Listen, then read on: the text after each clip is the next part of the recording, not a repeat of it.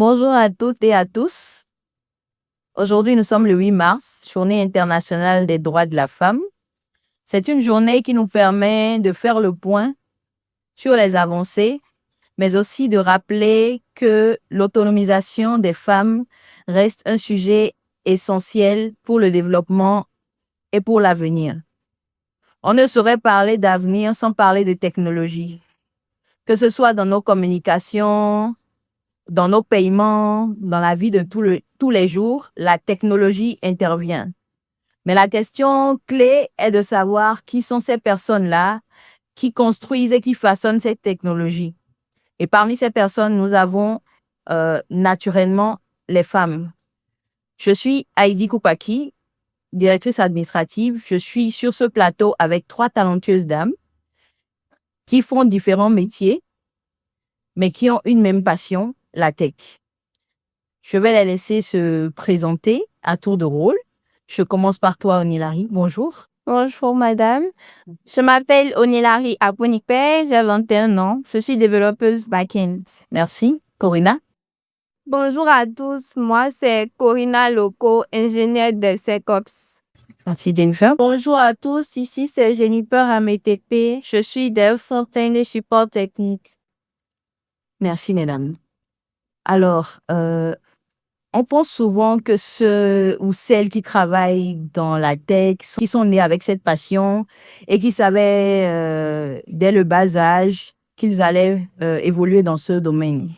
Alors moi, j'aimerais savoir, avant d'évoluer dans la tech, avant de rentrer dans ce domaine, qu'est-ce que vous étiez?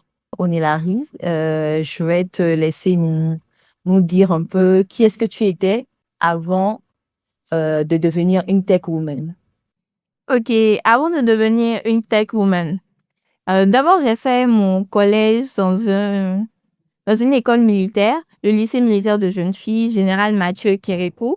J'ai grandi dans un environnement militaire avec de la rigueur, beaucoup de travail.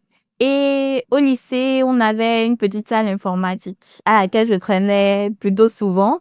Et on avait un cadre qui était censé superviser cette salle-là, qui avait l'habitude de démonter les PC qui ne travaillaient plus bien pour comprendre. Et j'aimais beaucoup l'assister dans ce qu'il faisait. Et je peux dire que c'est à partir de là que j'ai commencé par m'intéresser à l'informatique, à ce que je pourrais faire dedans. Je me suis dit, j'aimerais bien continuer dans ça. Et donc, après mon bac scientifique, mon bac C, j'ai directement commencé l'université en analyse informatique et programmation à INEAM.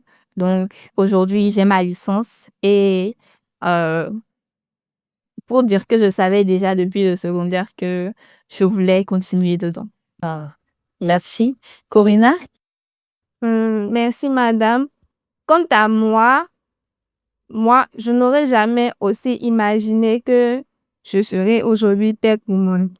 Après mon bac C, c'était un peu compliqué pour choisir la filière et je dirais que je suis arrivée en informatique parce que je voulais être rebelle. Je ne voulais rien faire de ce que mes parents me demandaient de faire. Donc, il fallait quand même trouver un métier pour ne pas que demain, ils aient raison. Donc, c'est comme ça que je suis arrivée en informatique et je ne regrette pas mon choix. Et mes parents aujourd'hui sont fiers de moi et c'est ça. Merci, Corinna. Alors, Jennifer, est-ce que tu peux nous parler de qui est-ce que tu étais avant de devenir développeur? Ok. Donc, comme ma collègue Corina, j'ai aussi fait un bac C. Et contrairement à Onilari, je ne savais pas ce que je voulais faire. Donc, avec les choix des parents, c'était soit faire la médecine, soit faire le génie civil comme les grands frères. Et on s'est entendu sur faire la maintenance biomédicale à l'EPAC. Donc, c'était beaucoup plus court et je pourrais plus vite travailler. Donc, j'ai eu ma licence, j'ai commencé à travailler. Et après, j'ai découvert cette opportunité. C'est le programme lancé par le ministère du Numérique en 2021 qui pouvait former 50 jeunes qui font différentes formations à travers le Bénin pour se reconvertir dans les métiers du numérique. Donc, ça m'a permis à moi, qui étais maintenancière biomédicale et hospitalière, de devenir aujourd'hui des fontaines à KKP. Et donc, voilà un peu mon parcours. Alors, ce qui est intéressant, c'est que je vois que au travers de vos explications, qu'il y a différents chemins pour arriver dans le monde de la tech. Il y a beaucoup de personnes qui ne comprennent pas vraiment ce que c'est que la tech. Les gens entendent généralement parler de l'informatique, un peu comme on dit médecine, mais il y a plusieurs spécialités. Et sur ce plateau, vous exercez différents métiers, bien que vous soyez dans le même secteur d'activité. Alors moi, j'aimerais que vous puissiez nous expliquer avec des mots simples, des mots que les non-tech pourraient comprendre. Qu'est-ce que c'est qu'un back-end développeur? Qu'est-ce que c'est qu'un DevSecOps? Qu'est-ce que c'est qu'un front-end développeur? Voilà. Corinna, est-ce que tu peux nous dire avec des mots simples, un DevSecOps, c'est quoi? C'est qui? J'ai toujours eu du mal à parler de mon métier parce que personne ne comprend. C'est comme mon grand-père qui me demande qu'est-ce que tu fais? Et je dis vraiment, Pépé, si je t'explique, tu vas pas comprendre. Mais bon, je vais essayer de dire simplement ce que je fais. Déjà, le DevSecOps, c'est une méthodologie de travail plus qu'un métier. C'est en fait la capacité à collaborer avec différentes équipes dans une entreprise tech, que ce soit les développeurs, le métier et la sécurité. Donc, j'interviens tout au long du cycle de vie d'une application pour assurer la maintenance et la sécurité des applications. C'est ce que je peux dire. Merci, Corinna. Alors, Olina, dis-nous en quelques mots, qu'est-ce que c'est qu'un développeur back-end? Donc, je vais donner un exemple qui sera assez parlant, je pense. Donc, on peut prendre l'exemple d'un restaurant. Quand on vient dans un restaurant, on voit les jolies tables, on voit les jolies décorations, on voit les serveurs, on voit les clients qui dînent ou qui déjeunent tranquillement. Mais on ne voit pas le chef cuistot, on ne voit pas les marmites, on ne voit pas le fourneau, on ne les voit pas travailler activement pour préparer ces dîners-là. Donc, je peux dire que le back-end, c'est la cuisine. C'est tout ce qui se passe derrière ce resto-là, tout ce que les clients ne voient pas, mais apprécient. Alors, en tant que chef cuistot, est-ce que tu peux nous dire quelle est l'importance du métier ou de back-end dans un système de paiement digital comme KKP? Alors, comme je viens de prendre l'exemple d'une cuisine dans un restaurant, on sait tous qu'un resto ne va fonctionner sans cuisine. Donc, autant que la salle à manger, la salle dans laquelle les clients s'asseyent pour dîner est importante, autant les chefs cuistots à la cuisine, les plats qu'ils préparent, les couteaux, les marmites sont tout aussi importants pour le fonctionnement de ce restaurant-là. Donc, je dirais que le back-end participe au fonctionnement de KKP, par exemple, en aidant les clients à ne pas se gêner à comprendre comment leur argent va d'un point A vers un point B et à faire ces transits-là en toute sécurité, sans qu'ils n'aient besoin de se péter la tête, au fait. Merci. Alors, Oninari, permets-moi de m'attarder un peu sur ta personne, sur ton parcours, qui me semble quand même assez contrastant, parce que tu as expliqué tout à l'heure que tu as eu un parcours militaire et tu es resté au Prytanée militaire pendant ton secondaire. Donc, on sait que le monde militaire, c'est un monde où on donne des ordres, on conduit un peu le temps, on est devant, on lead. Mais aujourd'hui, tu te retrouves dans une position de développeur back-end. Donc, en fait, tu es à la cuisine. Le résultat, il sort, il est apprécié, mais on ne te voit pas. Alors qu'avant, tu étais quelqu'un qui était au front, qui pouvait donner des ordres, qui pouvait dire, mettez-vous là, voilà. Alors, comment est-ce que tu appréhendes ce contraste-là? Ok, je dirais pas contraste, je dirais un peu complémentarité.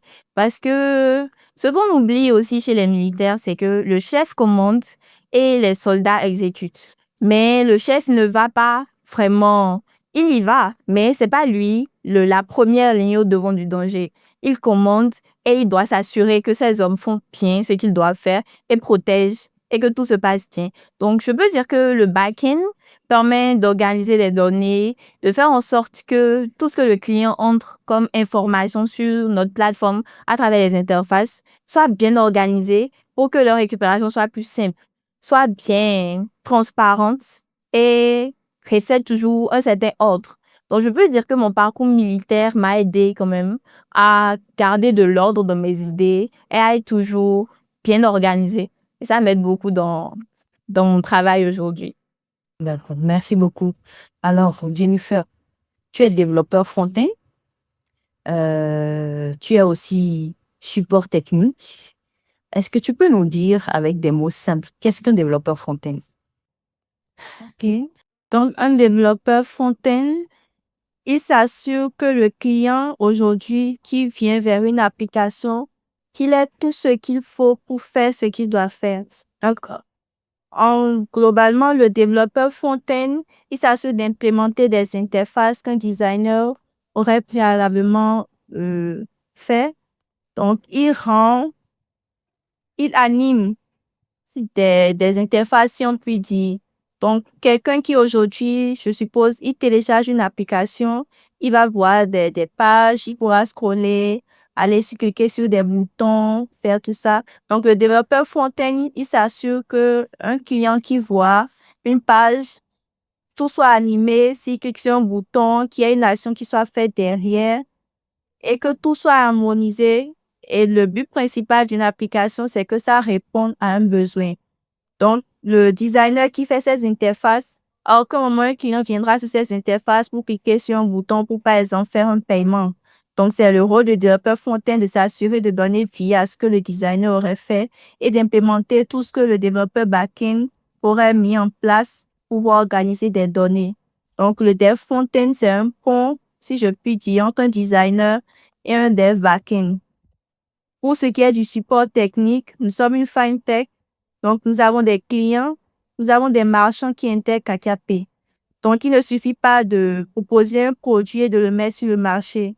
Il faut s'assurer derrière que les personnes puissent intégrer KKP, qu'ils puissent réellement encaisser, qu'ils puissent réellement recevoir leur argent et que derrière les clients qui décident de faire confiance et de valider des transactions puissent avoir leur service.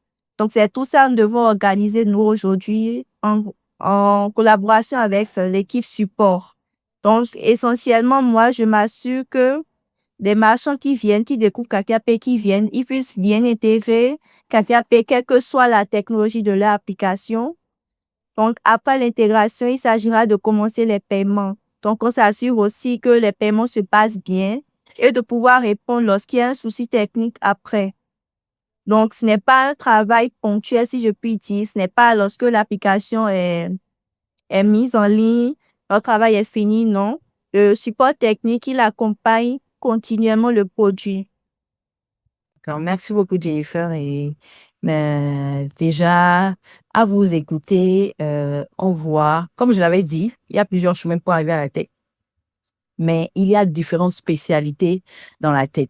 Alors moi, je voudrais savoir, en tant que femme dans la tech, où nous savons que c'est un monde qui est aujourd'hui encore assez dominé par le genre masculin. Est-ce que vous sentez le besoin de prouver davantage votre légitimité? Par exemple, Corinna, est-ce que dans ton domaine, surtout dans le domaine de DevSecOps, qui est un domaine où, lorsqu'on prend tous les domaines de la tech, il y a beaucoup moins de femmes chez les DevSecOps. Comment est-ce que tu construis ta crédibilité dans ce monde qui est dominé par le genre masculin? Ok. Je dirais que peu importe le genre, la crédibilité s'acquiert avec le temps et des résultats. C'est pas facile au début, surtout quand tu arrives dans un nouvel environnement de, de faire tes preuves, de montrer qui tu es, peu importe le genre. Et j'avoue que c'est plus compliqué lorsque tu es une femme. Parce que des fois, même, j'ai comme l'impression que autour de toi, on se dit, qu'est-ce qu'elle a pu faire? Mais bon, avec le temps, le résultat et ma capacité à résoudre les problèmes, je pense que j'ai réussi quand même ici à Takapei j'ai réussi à construire, euh, à briser les stéréotypes déjà et à donner une image même en tant que femme, je suis capable de faire tout ce qu'un homme fait et peut-être même mieux. Merci, Corina. Onilari, je reviens vers toi et je voudrais savoir, pour une personne, un professionnel en début de carrière, comme toi, est-ce que est-ce que tu penses que l'écosystème dans lequel tu évolues, aujourd'hui, est un tremplin qui te permettra, de grandir, d'évoluer, dans ta carrière? Oui, totalement. Déjà, j'ai eu beaucoup de chance de commencer ici parce que j'ai été très bien encadrée, j'ai été très bien suivie, je dirais. Donc, j'ai très bien commencé. Donc, j'ai eu beaucoup de chance d'avoir des supérieurs compréhensifs et très patients avec moi parce que je me suis vraiment construite de zéro, on peut dire. Donc, je trouve que c'est un très bon tremplin pour pouvoir continuer dans une très belle carrière, une très belle et longue carrière. Donc, totalement, oui. Alors, Jennifer, moi, j'aimerais savoir, toi qui avais commencé dans un domaine paramédical, je vais dire, aujourd'hui tu es dans la tech, en tant que femme dans ce milieu-là, est-ce que tu as le sentiment d'être traitée différemment? Non, absolument pas. Parce que je pense qu'aujourd'hui, il y a déjà beaucoup de femmes qui font beaucoup de métiers d'hommes et ce n'est plus question aujourd'hui de devoir prouver que je fais autant qu'un homme. Nous avons toute notre place et je ne regrette pas d'avoir choisi la tech. J'ai été très bien encadrée, comme les autres ont pu le dire. Je pense que notre monde aujourd'hui est assez ouvert, que tu sois une femme, que tu sois un homme, peu importe les compétences que tu as, le monde aujourd'hui est quand même assez ouvert pour accepter les jeunes d'aujourd'hui, pour les former. Parce qu'un jeune qui est formé, quelques années plus tard, il produira de très bons résultats. Donc, je peux dire en fait que il n'y a pas de souci d'environnement. C'est vrai que dans d'autres entreprises, certains pourraient être confrontés à ce genre de problème, mais tout dépend de la volonté. Si tu as la volonté de faire, tu trouveras forcément des gens qui vont t'aider à accomplir ce que tu dois faire. D'accord, merci Jennifer.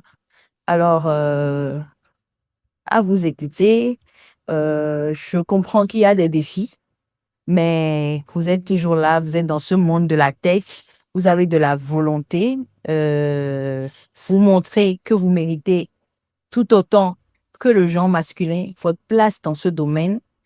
Mais moi, j'aimerais quand même que vous nous parliez d'un moment, du moment le plus difficile dans votre parcours. Vous avez certainement connu plusieurs moments. Il y avait un moment certainement qui vous a marqué, qui certainement vous a permis de grandir. Donc, est-ce que vous pouvez nous parler rapidement en quelques minutes, Onilari? Déjà, cette question est un peu difficile pour moi parce que en vrai, j'ai pas connu de réels moments avec plein de difficultés. Mais je peux dire qu'au début, quand j'étais à l'université, dans la salle, c'était plus avec nos professeurs et tout, c'était plus euh, les garçons travaillent beaucoup, mais les filles, elles sont souvent en groupe. Parfois, elles bavardent, parfois, d'autres disent qu'elles sont là que pour leurs parents et tout. Donc, je peux dire que à plusieurs reprises, avec mes camarades garçons, je me suis sentie un peu à l'écart parce que eux, ils parlaient souvent, ah, moi, j'ai codé telle chose dans la nuit. Ah, moi, j'ai fait telle chose dans la nuit. Et moi, je me demandais, mais pourquoi j'arrive pas à évoluer au même rythme qu'eux? Mais en intégrant OpenAI et en commençant à confronter réellement le monde du travail, je me suis rendu compte que c'était plus une question d'adaptation. Chacun a son rythme et pas besoin de se comparer aux autres pour voir son évolution. Donc, je peux dire que c'est peut-être ce moment qui m'a un peu choquée parfois. Mais sinon, Merci, Onilari. Corina, est-ce qu'il t'est déjà arrivé d'être la seule femme dans une équipe technique et quel a été le moment le plus difficile qui soit lié au fait que tu sois la seule dans une équipe technique? Bon, déjà, je dirais que pendant longtemps et partout où je suis passée, j'ai été la seule femme technique dans mon équipe. Ça dépend. En fonction des environnements, en tant que femme, tu peux être chouchoutée par les hommes parce que tu es une femme. Et dans d'autres, on te traite comme un homme parce qu'il n'y a que des hommes. Et en fait, il faut s'adapter, faire ses preuves pour rester. En ce qui concerne la période la plus difficile dans mon parcours, je n'en ai pas vraiment eu. Juste que j'avais ce sentiment-là de prouver à tous ceux qui sont autour de moi et qui me faisaient, en tout cas, je ressentais dans leur regard qu'ils me voyaient en inférieur. C'est-à-dire, tu n'es pas encore arrivé, quoi. C'était vraiment un challenge. Je dirais que c'est cette partie qui a été difficile. Cette partie où il faut vraiment prouver qui tu es et te faire une place dans cet écosystème. D'accord. Merci, Corina. Alors, Jennifer, tu nous as expliqué un peu ton métier, en quoi ça consiste. Tu nous as expliqué que une fois que l'application est lancée ou que la plateforme est lancée, il y a tout un travail qui continue. Alors, comment est-ce que tu gères la pression et les attentes dans le cadre de ton travail? Déjà, ce n'est pas facile, surtout quand on n'a pas l'habitude d'être tout le temps en contact avec des gens. Et c'est aussi savoir gérer la pression. Parce que quand on te contacte de part et d'autre, parce qu'il y a quelque chose qui ne marche pas, s'il y a le support qui viendra te dire que telle chose ne marche pas, il y a les clients ou les marchands eux-mêmes qui viennent te contacter. Donc, si toi-même, tu n'as pas déjà une certaine habileté à gérer la pression, à gérer le stress, on peut facilement se mettre en colère ou facilement péter des plombs. Donc, c'est surtout un travail sur soi qu'il faut faire parce que là, ce n'est plus rester derrière son écran, coder et servir quelque chose. Là, tu es directement en contact avec les personnes qui utilisent ce que tu as produit. Donc, si ce n'est pas bon, ils te diront que ce n'est pas bon. Si c'est bon, ils ne vont pas te dire « Ah, félicitations, vous avez fait un produit » puisqu'ils ont payé pour avoir le service. Donc, derrière, il faut savoir gérer ses humeurs. Il faut savoir gérer les humeurs des autres. Et il faut savoir apprendre à gérer la pression parce que si tu fais mal, tu ne viendras pas comprendre que ah non, c'est parce que tes clients t'ont mal parlé. Non. Oui. En plus de savoir coder, je pense que chacun devrait savoir gérer ses émotions personnelles pour que ça n'interfère pas avec le travail. Parce que le monde du travail est impitoyable et, comme on l'a dit, nous servons un produit. Celui qui utilise le produit n'a pas besoin de savoir qui est-ce qui est derrière, qui le répond. Merci, Jennifer. Alors, le thème de cette année pour la Journée internationale de la femme nous parle de droit, justice et action pour toutes les femmes et pour toutes les filles. Et on ne peut pas parler de droit de la femme sans parler d'autonomisation. Comme je l'avais dit au début, l'autonomisation de la femme est vraiment un point essentiel pour le développement. Alors, selon vous, mesdames, en quoi est-ce que la tech peut être un levier pour l'autonomisation des femmes? Je vous laisse Corina, vas-y. Selon toi, comment est-ce que la tech peut être un levier, la fintech peut être un levier pour l'autonomisation des femmes aujourd'hui? Ok, merci madame. Je dirais déjà que ça permet de gagner de l'argent. Donc, si ça permet de gagner de l'argent, forcément, ça favorise l'autonomisation des femmes. Et ensuite, je dirais que la tech est un domaine très passionnant. Euh, ça, ça permet d'être épanoui, surtout lorsque tu arrives à régler des problèmes et que les gens qui sont en face de toi sont contents, sont satisfaits. C'est un pur délice. On peut pas expliquer. Bien les filles. On peut pas expliquer. Donc, je pense quand même que il y a pas mal de, il y a pas mal de points qui montrent que la tech participe à l'autonomisation de la femme. Je vais aussi aborder un point, c'est que avec la tech, on peut travailler partout dans le monde. C'est-à-dire que si tu es bien organisé, tu peux arriver à trouver du temps pour ta famille, tes enfants. Et en tant que femme, c'est très important. Donc, je pense bien que la tech est un levier d'autonomisation des femmes. Bon, merci beaucoup, Corina. Donc, si je résume ce que tu nous dis, c'est que la tech permet aujourd'hui aux femmes d'avoir une indépendance financière, mais aussi et surtout une flexibilité dans la gestion de leur temps, et c'est un métier où elles peuvent facilement coordonner la gestion de leur vie familiale et la gestion de la vie professionnelle.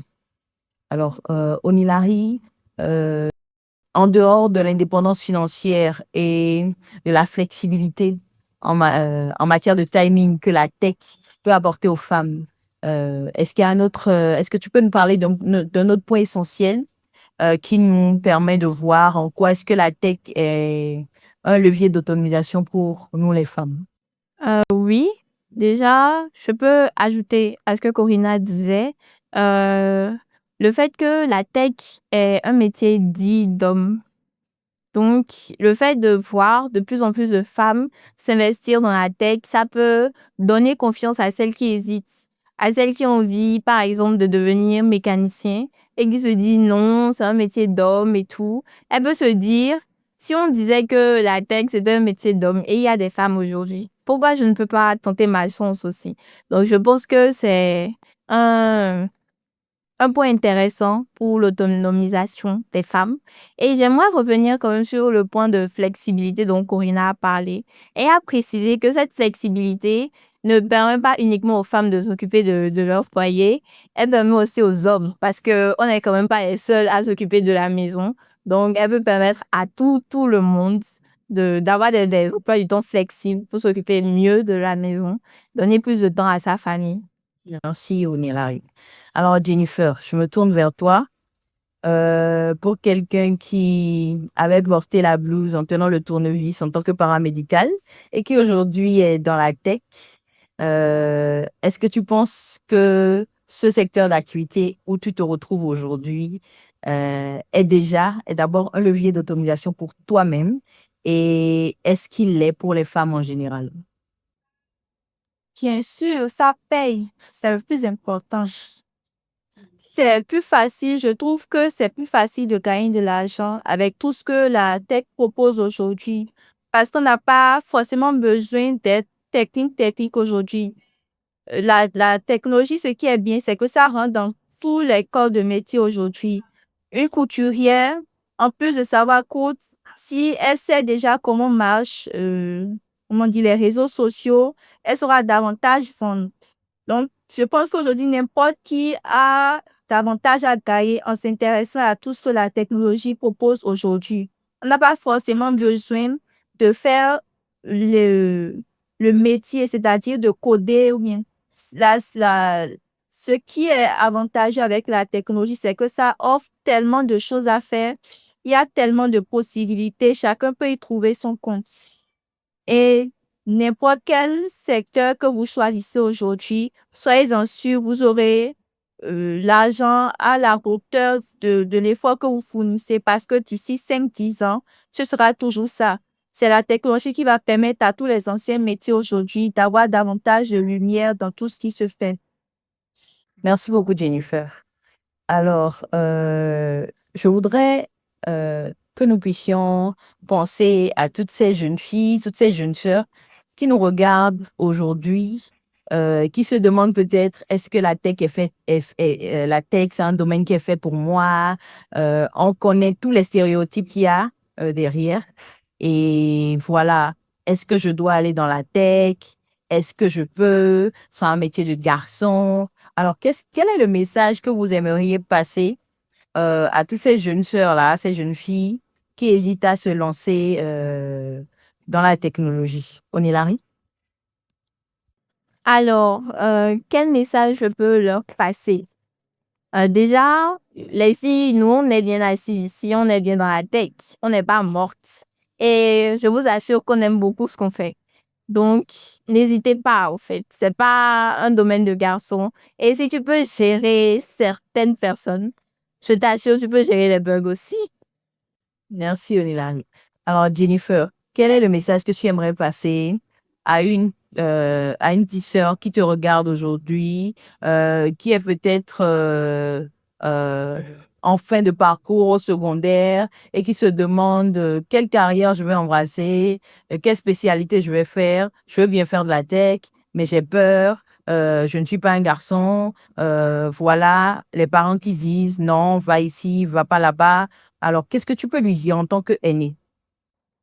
Ok. On dit depuis déjà plusieurs années que les métiers du numérique, ce sont des métiers d'avenir. Donc, je pense que n'importe qui aujourd'hui, peu importe les on dit, a tout intérêt à se lancer dans la technique ou la technologie, les métiers qui ont trait au numérique, parce que forcément, c'est quelque chose qui va porter, qui porte déjà et qui portera plus tard. Il y a plus de, je peux rassurer qu'il y a plus tant de stéréotypes aujourd'hui. La plupart des entreprises sur le marché ont déjà compris qu'elles ont besoin tout autant des hommes que des femmes, parce que la façon dont un homme aujourd'hui peut concevoir un service ou bien un produit, une femme a aussi son propre bagage intellectuel, a aussi des sensibilités que l'homme n'aura pas forcément.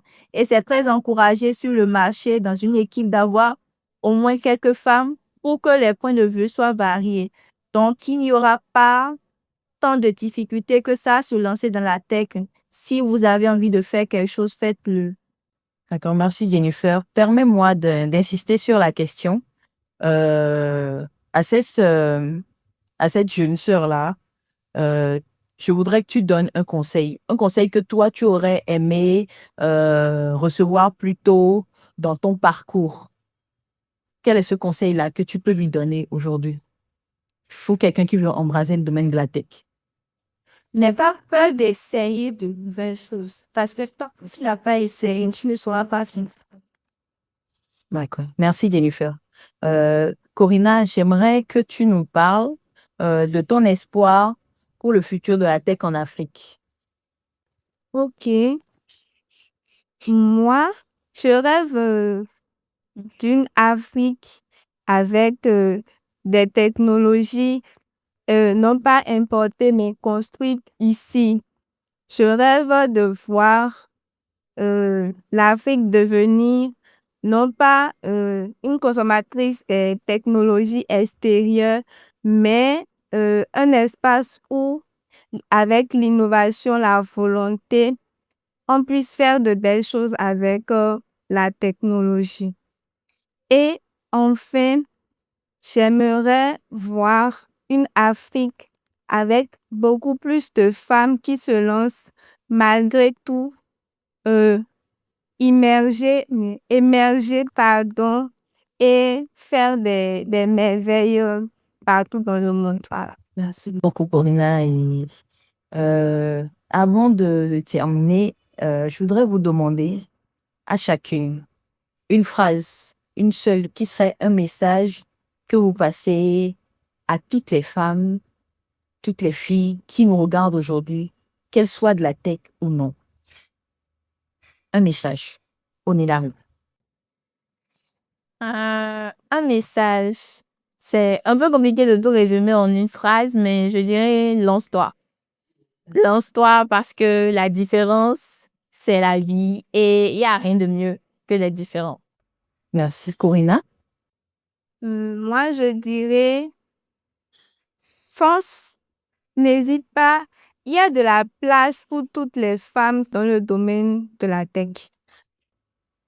Merci, Jennifer. Moi, je dirais, peu importe ce que vous faites, peu importe là où vous êtes, faites-le bien. Et ça prouvera votre différence par rapport à tous ceux qui sont déjà sur le marché, peu importe le domaine que vous embrasez. Merci beaucoup, mesdames. Merci. Alors, aujourd'hui, nous avons écouté 3 talentueuses dames qui ont des expériences variées et différentes réalités, différents parcours. Mais nous avons surtout pu voir que vous êtes des femmes qui participaient activement à la construction du futur, spécialement dans la tech, mais du futur et du développement en général. Cet échange nous a permis de voir une fois encore que la tech, ce n'est pas une question de genre. C'est une question de talent, c'est une question de passion, une question de courage. Merci Onilari, merci Corinna, merci Jennifer. Merci à tous de nous avoir suivis. Bonne journée internationale des droits de la femme. Take her way. Dès Toulouse. Merci. Merci.